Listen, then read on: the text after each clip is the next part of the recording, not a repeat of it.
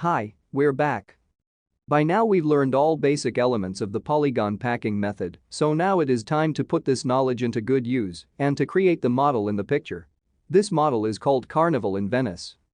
I would like to stress that only basic polygon packing techniques were used during the creation of this model. There are no level shifters or Pythagorean stretch elements whatsoever. Only the basic elements that we've covered so far. That's why I believe that analyzing the crease pattern successfully and consequently folding the model itself shouldn't pose a problem.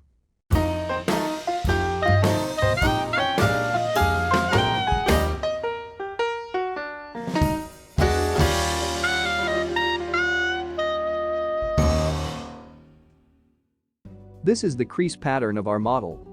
As you can see, it's substantially more complex compared to all our previous examples, but believe me, there is nothing we haven't seen before. First, obviously, this crease pattern is much larger compared to all the previous ones.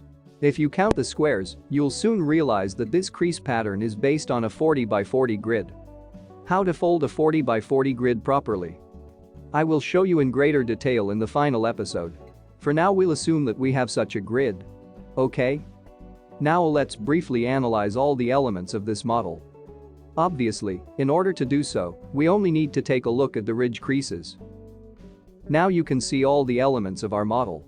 All flaps and rivers. You see, just like I promised, there are no special elements whatsoever. Really none. So let's analyze what we have. We have a few so-called central flaps. Some of them have pointed. And some have wide tips. Please pay special attention to these three small central flaps in the middle that are surrounded by a river. Does this look familiar? It should be. You see, I've shown you this kind of arrangement in episodes 6 and 9. I've shown you an example with three central flaps and a river that goes in circle. In episode 9 I've even shown you how to fold this kind of arrangement. Now what do you think what these highlighted polygons represent? Do you know? Can you guess? Well, these flaps are strands of hair. By the way, do not forget to look at the stick figure. Do you see the position of these flaps? Presented this way it may not be that obvious, but these flaps are indeed strands of hair on a forehead.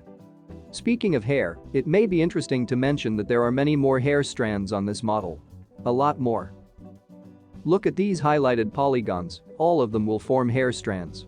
One of them, the largest one, will even form a braid on the back. Okay? I hope this is more or less clear. Now we can go further and define what these two central flaps in the middle represent. Well, they are a mask and a head. The upper one represents the mask and as you can see, the mask will be formed out of the small central flap with a wide tip.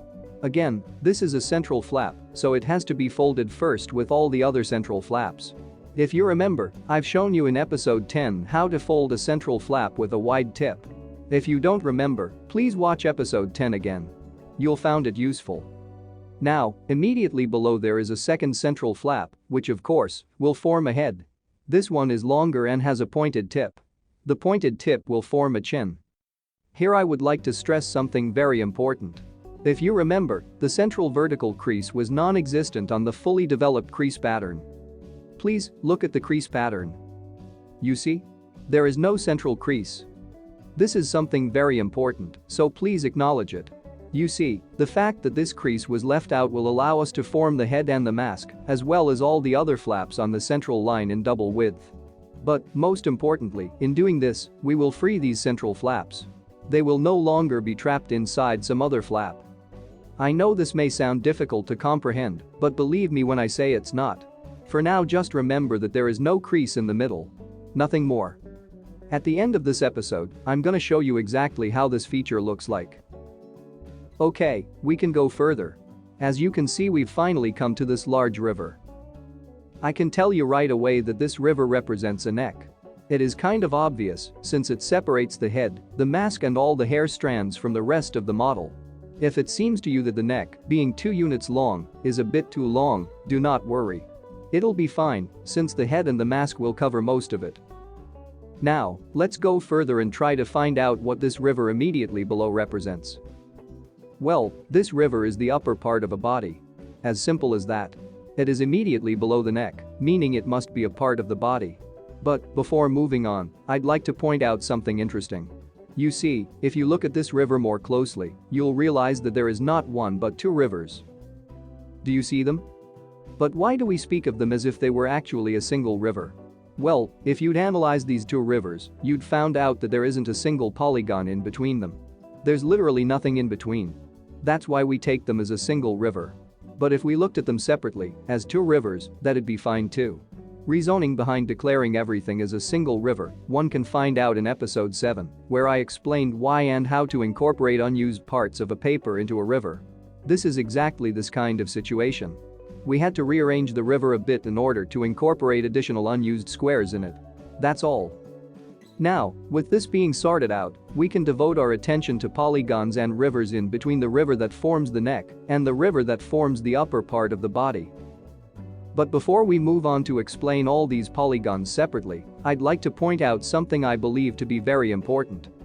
You see, all these polygons and rivers are on the same riverbank, no matter which river we are looking at. Meaning that by definition, all these elements have to be next to one another, touch one another. After all, look at the stick figure. As explained in episode 6, elements that are on one and the same riverbank cannot be separated by that river. It's only logical that it is so. Don't you think? Now that we've established that, we can go on to explain what these elements represent. Let's examine these two central polygons. They are between the neck and the upper part of the body, and they will form shoulder straps. They are simply a decorative part of the dress. That's all. Now, something more interesting. Let's look at these two flaps and the river on the left. Let's start with the river. As you can see, the river separates two smaller flaps from the rest of the model. This is obvious. But what is not that obvious is that a river is touching a shoulder strap. You see, technically these two transverse rivers, green and red, do not separate the river and the shoulder strap, since they are both, a river and a shoulder strap, on the same riverbanks. This means that on a model they have to be next to one another. Look at the stick figure. You'll see they are indeed next to each other. I hope this is clear. I hope you understand the logic behind this. Now, the main question. What does this river represent? Well, it's here to form an arm. That is why it's so wide. The river needs to be wide because of the length of the arm. Since the arm is 5 units long, the river needs to be 5 units wide. Okay, but what do these two flaps that the river separates from the rest of the model represent? Well, the smaller flap, one with a wide tip, is a hand. Another one, the one that's substantially longer, will form a napkin. The same applies to the other side of the crease pattern, except that the longer flap, instead of a fan, will form a stick for the mask. I hope everything's been clear so far. What is left are two interesting elements. The first one is a central flap with a wide tip. It will form a chest. This flap also needs to be folded as early as possible, with the rest of the central flaps. Remember this, central flaps, no matter how many of them are there in a model, have to be folded first. Finally, at the bottom of the crease pattern we have one very wide horizontal river. It is 14 units wide. This river will form the lower part of a dress. At this moment it is important to recognize that the width of this river is simply too large. The dress cannot be 14 units long. That's why we'll shorten it by adding 3 additional folds as it was shown on the stick figure. 2 of these folds will be nothing more than an ornament, while the third one at the bottom of the dress, will be used to make the whole model more solid. And that's it. I've walked you through all the polygons of this model. The only thing left is that I keep my word and show you how to start the folding procedure, or more precisely, to show you how to fold central flaps. After that, everything should be fairly easy. Let's start then. As you probably know, this model is based on a 40 by 40 grid. But what is interesting, all central flaps, 9 of them to be more precise, are in the middle of the paper, spreading through an area not larger than 20 by 20 grid. Do you see that? Therefore, in order to show you how to fold these central flaps, we're gonna use a smaller, 20 by 20 grid. You see, we're not gonna fold the complete model. This is something you're gonna do by yourself. What I'm trying to do here is show you only how to start the folding procedure, since as I told you many times before, the folding procedure always starts with central flaps. Okay? Okay, this is our paper with a 20 by 20 grid. As you can see, it is quite thick. This is because it is easier to work with thicker paper, at least in this initial phase. Of course, when you'll be folding the complete base, you'll use a much thinner paper. Otherwise you won't be able to complete the model. You see, using thicker paper you might even manage to fold the complete base, but that would be it, you wouldn't be able to go any further with it. So remember, the paper I am using is too thick, but it's good for educational purposes. Okay? Now that this is made clear, we can start. Take a look at our paper. You see, I've already done all the pre-creasing so we can start with folding immediately. First, please note that 5 out of 9 central flaps lie on the same crease. Do you see the crease these 5 flaps lie on? 2 of these flaps are 2 units long. Do you see them?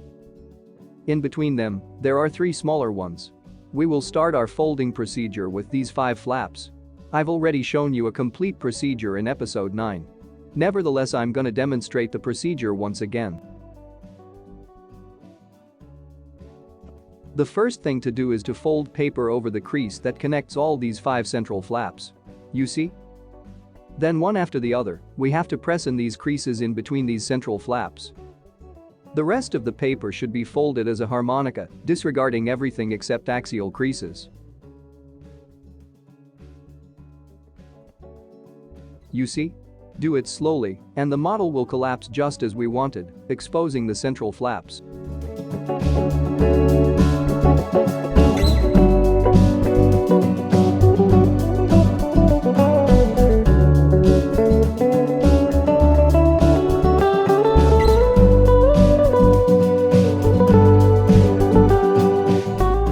As you can see, there are 5 flaps. 1, 2, 3, 4 and 5. This was relatively easy since we've just started, so that the paper still doesn't resist. Now, exposing these 5 central flaps, we will have to analyze the crease pattern in more detail. What interests us is to see where we're supposed to hide these flaps. In other words, we need to find hinge creases over which we'll be flipping them over. If we look at these larger flaps on the sides, we'll see that they are flipped over their lateral creases. Meaning, they are supposed to be flipped to the left and to the right, respectively. So, let's do that. It's easy. All what we have to do is to lower them down. You see? Now, this is where things begin to get a bit tricky. First we have to open a base at a central crease. I hope you remember this procedure. I've shown you in the previous episode. We have to open it on both sides. You see what I'm doing? Please be aware that by opening the central crease, we are opening this central flap too. At the same time, the flaps on the left and on the right are placed inside the central one. You see, this is the first one. And here on the other side we have another one. Now, while opening this central crease like this, we have to close these central flaps on the side. I hope you can follow. What we want to do now is to expose the central flap with the wide tip, the one that is immediately below these 5 central flaps. If you look closely at the crease pattern, you'll see that there is quite a wide polygon below these 5 central polygons. It is obvious this is a so-called wide-tipped flap. Do you see on the crease pattern how wide this polygon is, even though it is just 1 unit long? This tells us that it'll be formed out of many layers of paper. Please bear in mind that, even though this is a central flap, it will be free, since it is on a central, fully open crease. I hope you understand that. Since we've already folded our paper in the shape of a harmonica, this central flap is almost fully folded. We only need to do one thing: fold its V-shaped ridge creases according to the crease pattern. Here's what we have to do. Here we have to open it a bit and refold these creases here. Do you see? We've already had these creases, so this should not be that difficult.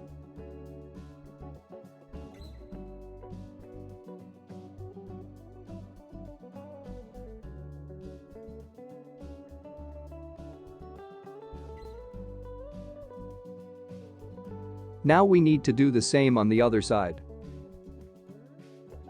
With this we've managed to fold this wide-tipped central flap too. Now we can flatten the whole model.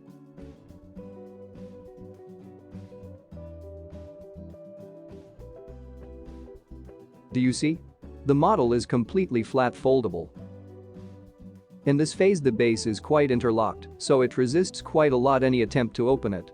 And this is really useful. What we have to do now is to fold these 3 central flaps. But before we do, let's first analyze the crease pattern for a while. You see, only one of these flaps, the central one, are on the central crease, meaning only this one is free. The other 2, one on the left and one on the right, are not on a central crease, therefore they'll be hidden inside one of the neighboring flaps. Let's try to fold them. So, the first one is this one here. This is the one in the middle. The second one is over here. You see it? Now, we have to unfold this lower part of the base. Just unfold the base. Do not worry. The base is so tightly interlocked that the upper part will stay intact. You see? Upper part of our base is still intact. Now you can see the third flap, or at least its polygon. You see it? What we have to do next is to ensure that all ridge and axial creases inside these polygons are correctly oriented. They have to be oriented in the same way as on the crease pattern. This shouldn't be that difficult since we've already done the pre-creasing. You know that paper remembers. But let's start with first polygon. With one on the right side. You see what we are doing? We're just reshaping this polygon a bit, just to make its crease orientation similar to the one on the crease pattern. The same thing needs to be done with this polygon in the middle. Its creases have to be oriented in the same way as on the crease pattern too. We need to unfold a base a little bit more to ease the procedure. Again, do not worry. Nothing is gonna happen to the folded part of the base. Okay, we've done all the needed crease reorientation. It wasn't that difficult. Okay, we have to reshape this part here too. Now, as you can see, central polygon is more or less properly folded. Now what is left is to do the same with the creases on this left polygon. You see what we are doing? We're just reshaping this polygon a bit, just to make its crease orientation similar to the one on the right. You see what we've done? Okay. See how tightly this base is interlocked now? The paper fully resists any further folding. But don't worry, this is quite normal. What's our next step? Well, again we need to look at the crease pattern in order to see in which direction we're gonna flip these 2 central flaps on the left and on the right. As you can see, they are supposed to be flipped down. So we're gonna do exactly that. Let's start with this one. First we have to close this flap here. We have to make it a real flap. Then, as we've seen on the crease pattern, we have to flip it down over this line here. Finally, we can close this part of the base, locking this central flap inside.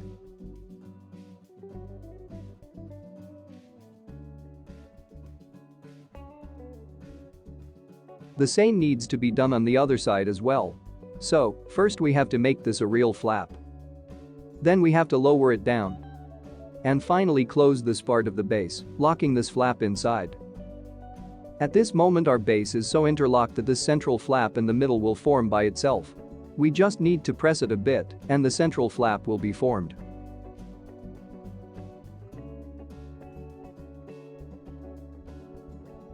With this our base is again fully flat. We can press the whole model down. You see? It's fully flat. What remains now is to fold the second wide-tipped flap. As you can see, this one is also placed on an open central crease, meaning it'll be free too. Again, this flap is almost fully folded since we've already folded our paper in the shape of a harmonica. That's why we only need to fold its V-shaped ridge creases according to the crease pattern. The procedure is the same as the one described previously. We just have to open the base a bit and refold these creases here. Do you see? Quite easy since we've already had these creases, except that they were not properly oriented, so we had to rearrange them. But that's all. The same needs to be done on the other side. You see? Nothing too difficult. And this is it. We've managed to fold all central flaps of our model. Again, the model is fully flat. We can flatten it like this. You see? We can put it on the table and flatten it. It is fully flat, right? Now that we've completely folded our base, or at least its central part, we can examine the result. Okay, this first flap represents the chest. This one over here will form the head, while this one above it will form the mask. Here we have 3 strands of hair. Please look closely. This is one strand of hair. Inside it, on both sides, there are 2 additional strands. Can you see them? This is the first one.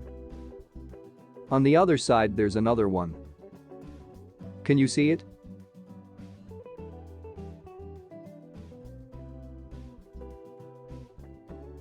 Okay, this one is a part of the braid. It's not complete since we were folding only the central part of the model. Nevertheless, I hope you understand that this is the root of a really long flap, the one that will eventually form the braid. There are 2 additional hair strands. They are hidden here inside. This is the first one. Do you see it? And this is the second. Do you see it here inside? Finally, we have 2 shoulder stripes, also hidden inside. One is here. You see? And the other one is over here. This is it. Now we've folded the central section of our model. I hope you'll manage to fold the rest of the model on your own, using a larger paper with a 40 by 40 grid, of course. It won't be easy, but it shouldn't be that difficult either. So, please try to do it. Frankly speaking, there's no better way to learn something than to put an extra effort in it and do it by yourself. Then, and only then, will you be able to say, I really know how to do it. But before we end, let me explain something. Once the base is fully folded, you'll proceed to fold the model out of it. This will, among other things, include pulling out and reshaping all these hidden central flaps. That's why I've told you that you are gonna need a thinner paper. Otherwise you won't be able to do it. Besides, most often the final model reshaping is done by using methylcellulose. In other words, to be able to fine-tune your model, you'll have to make your paper wet. When wet, those hidden flaps are easy to pull out. That's why you're gonna use methylcellulose. By the way, methylcellulose is, in plain English, a wallpaper glue. I hope this course has helped you gain in-depth understanding of origami theory, more specifically, that of polygon packing method, even though the same principle applies to other origami techniques as well. Also, don't forget that there is yet another episode in this course, and it's dedicated to arbitrary grid size paper pre-creasing. With this I'll end this episode, but remember, this is more of a see you later than a goodbye, since I am planning to publish more origami courses like this one. So, see you later.